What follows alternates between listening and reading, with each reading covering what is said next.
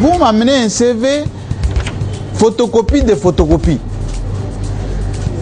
C'est éliminatoire. L'UNPC d'abord est là pour défendre les intérêts des journalistes. La déontologie de notre métier, c'est d'abord le respect de règles, le respect de la législation en la matière, mais c'est aussi le professionnalisme. Il y a beaucoup d'amateurisme dans les chefs de certains qui s'improvisent un tout petit peu dans ce métier.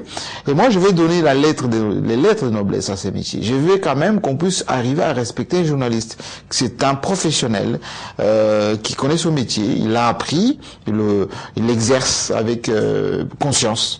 Voilà.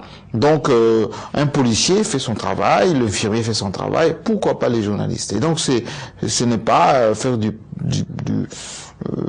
la traque, non. C'est bien au contraire assainir, mettre de l'ordre. Avant, on pensait qu'on avait 3000, 4000 journalistes, etc. Aujourd'hui, on est certain qu'on a maximum 1800 journalistes qui sont ici à Kinshasa, qui sont aujourd'hui répertoriés à travers le fichier dans l'annuaire électronique qui est déjà en ligne. On a créé un site où aujourd'hui on peut consulter en direct pour savoir qui est journaliste et qui ne l'est pas avec son numéro et sa carte. Et donc pour moi c'était la première des réformes qu'il fallait mener et on l'a menée pendant quasiment 2 ans. Je suis en pourparlers maintenant avec la force publique pour que on puisse à la fois dissuader ceux qui usurpent la profession des journalistes et qui gangrènent un peu, je dirais, cet environnement qui devient pollué. La deuxième réforme qui est en cours, c'est le social des journalistes. Il y a beaucoup de problèmes autour des contrats de travail, de problèmes autour de la substance même des journalistes. Et donc, c'est très difficile parce qu'il y avait ici une culture de l'assistanat, une culture de l'informel, et qu'on a vraiment du mal à se départir de cela parce que les gens étaient habitués à faire leurs prestations et puis il y a un petit coupage derrière, ils se contentaient de ça. Et puis il y avait aussi les patrons de presse qui ne veulent pas stabiliser leurs collaborateurs, semble-t-il, pour des raisons de rentabilité ou tout simplement de leadership. Et je suis en train de mener ces combats-là avec beaucoup de difficultés parce que ça relève de la mentalité. Ça relève de ce que les gens ont toujours comme mode de fonctionnement et je pense qu'on va y arriver avec des concours de tout le monde. C'est ça que c'est une structure d'appui à la démocratie, c'est public, c'est une institution d'appui à la démocratie. Ils sont nommés les membres du CESAC. Mais le CESAC, c'est un peu le gendarme qui régule le métier de l'audiovisuel, de la communication dans notre pays. C'est un peu les gendarmes, si vous voulez. Mais nous sommes l'UNPC, c'est l'Union de la presse nationale du Congo. Ce sont des professionnels qui se regroupent. Nous sommes un ordre qui défend les intérêts des journalistes, mais qui les encadre et les forme aussi.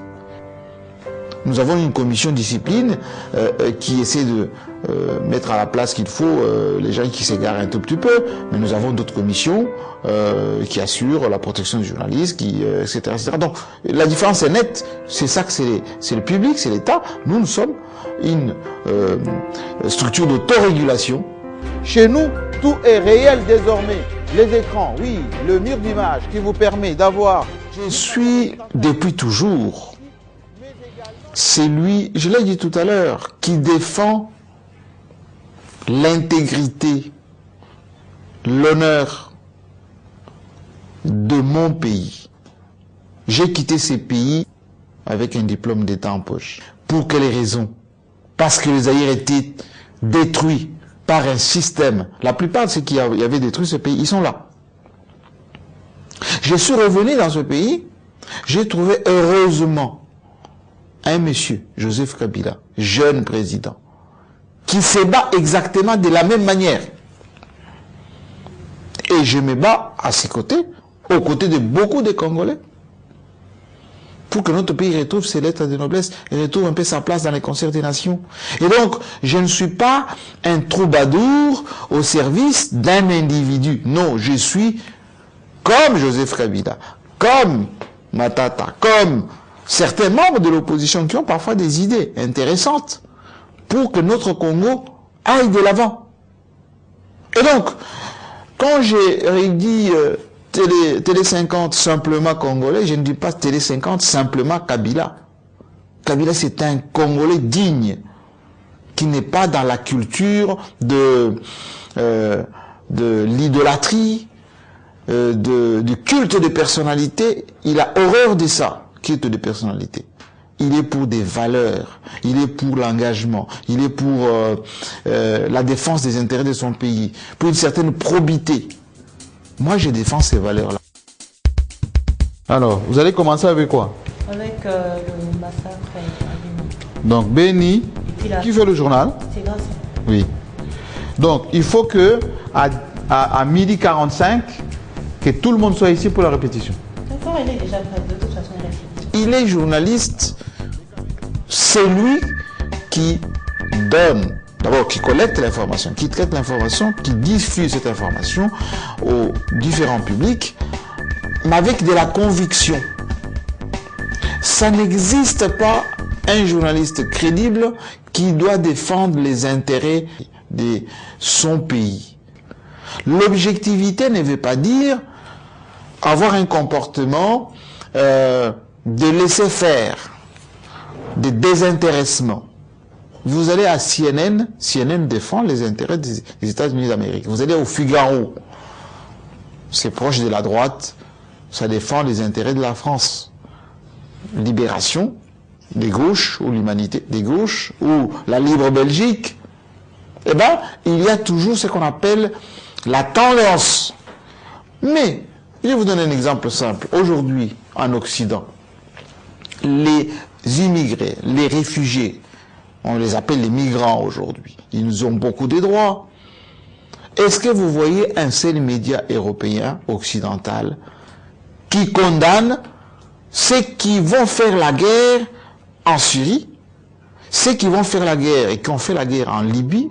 Vous avez vu les derniers rapports de parlementaires britanniques qui disent clairement que Cameroun, Sarkozy et Obama, ils ont tué Kadhafi sur de bases erronées. Citez-moi un seul média occidental qui dit Nicolas Sarkozy doit être traduit à la CPI. Alors, vous avez votre continent.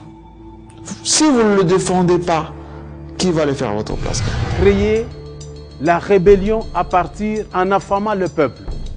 Voilà plus ou moins le contexte. J'arrive dans un contexte où les gens qui, au lieu de forger, de vendre l'image du chef de l'État, n'ont fait que vendre leur propre image pendant au moins 10 ans. Donc, en se révoltant contre le chef de l'État, ils voulaient en fait révolter toute la population du Haut-Katanga contre celui qui les a créés et qui les a fabriqués. On va revenir sur cela, mais j'aimerais quand même qu'on puisse regarder maintenant notre état des lieux que nous avons établi. Je suis contre l'hypocrisie, moi. Je suis contre ces gens qui bénéficient des avantages du gouvernement et qui les vilipendent le lendemain. Il faut être sincère. Voilà. Vous allez voir maintenant que nous allons entrer dans une transition. Ce qui disait M. Jean-Marie Kassamba défend les 5 chantiers devant la révolution de la modernité. Ils seront le premier État ministre de parcourir le monde entier pour dire venez investir au Congo, il fait beau là-bas. Alors qu'il y a à peine 2-3 mois, ils étaient le premier à aller dans les ambassades pour chercher des sanctions contre la RDC. Moi, je suis contre cette inconstance. Vous parlez du bien de votre pays seulement quand vous avez le poste. Et dès que vous le perdez, vous devenez opposant, vous devenez turféraire, vous devenez... Non, c'est pas correct. Jetez un petit coup d'œil dans la sous-région. Citez-moi un seul pays dans la sous-région où vous avez autant de médias. Vous avez une liberté de presse comme la nôtre, où les dirigeants sont vilipendés à longueur de journée. Non. Moi, j'ai vécu en France, j'y vis d'ailleurs, là-bas, vous ne pouvez pas aller comme ça et puis on vous accorde une fréquence pour diffuser une radio ou une télévision. Vous ne pouvez pas sortir un journal et commencer à dire la France est en faillite, il y a ceci. Le lendemain, le CSA, ou les services même, seulement de la police, vont vous demander, monsieur, montrez-nous votre carte de presse, vous exercez en quel titre, etc. Aux États-Unis, c'est la même chose. Même l'Internet, Facebook a été, en France et aux États-Unis, épinglé. Google, de la même manière. Et donc, notre pays, nous n'avons pas à rougir, parce que notre pays sert de modèle. Moi, quand je vais à l'étranger, j'écoute ce qu'on me dit.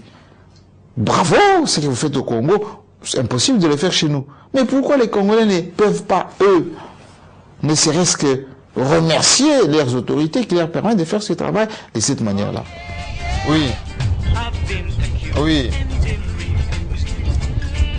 J'écoute beaucoup les gens vociférer. Parfois, je prends beaucoup de plaisir sur Internet. J'aime pas trop parler de moi. J'ai passé le plus clair de ma vie à l'école. Le plus clair de ma vie à l'école. J'ai fait quoi comme étude? Alors, souffrez, que je vous dise un tout petit peu ce que j'ai fait dans ma vie. J'ai fait l'école primaire dans mon village, à Kabwachibola, Bakwakanjinya, Kabeye Kamwanga. Ensuite, l'école secondaire, je l'ai fait en Bujimaï, commune de Bipemba, l'institut d'Isanka.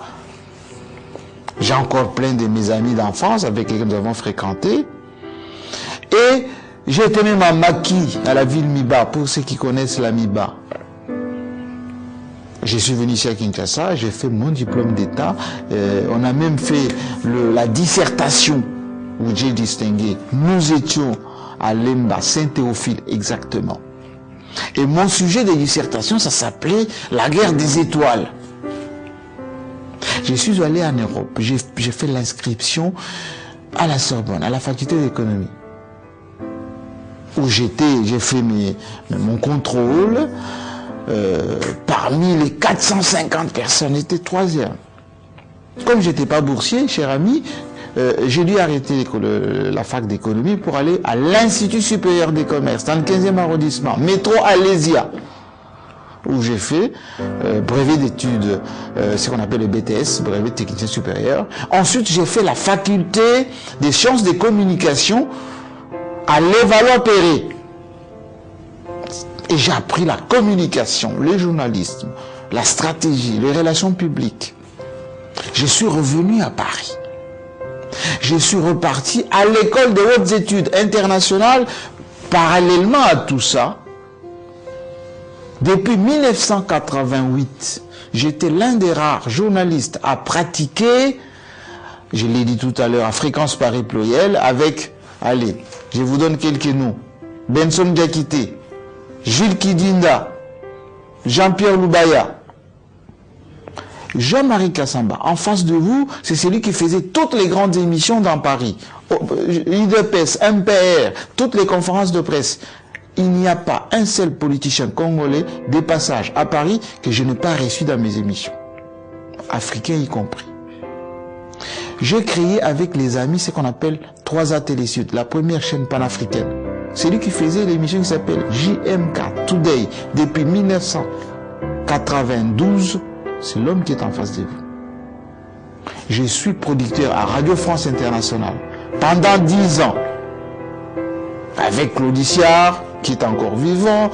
Mes collègues, c'est Jean-Karim Fall qui est là. La pauvre Justine Dupont qui nous a quittés. Ils viennent tous ici. Appelez-le. Est-ce que M. Jean-Marie est ici? Je suis venu dans ce pays. Je créais, qu'est-ce que vous savez, fauteuil blanc, plébiscité par tout le monde. Aujourd'hui, j'ai ici plus de 140 personnes. Si ce monsieur qui est en face de vous n'a jamais fait les études de communication, ne connaît pas le journalisme, il peut se retrouver à la tête de tout ça, encadrer autant de gens, faire des choses que vous appréciez. Ayez un minimum de respect. Arrêtez avec cette culture du reniement permanent. Et je suis sûr que, allez, dans 35 ans, parce que je vais avoir 50 ans, plus 35 ans, quand je ne serai plus là, qui ne diront pas, ben, GMK, c'était formidable. Dites-le maintenant, Christophe Fadio. Voilà.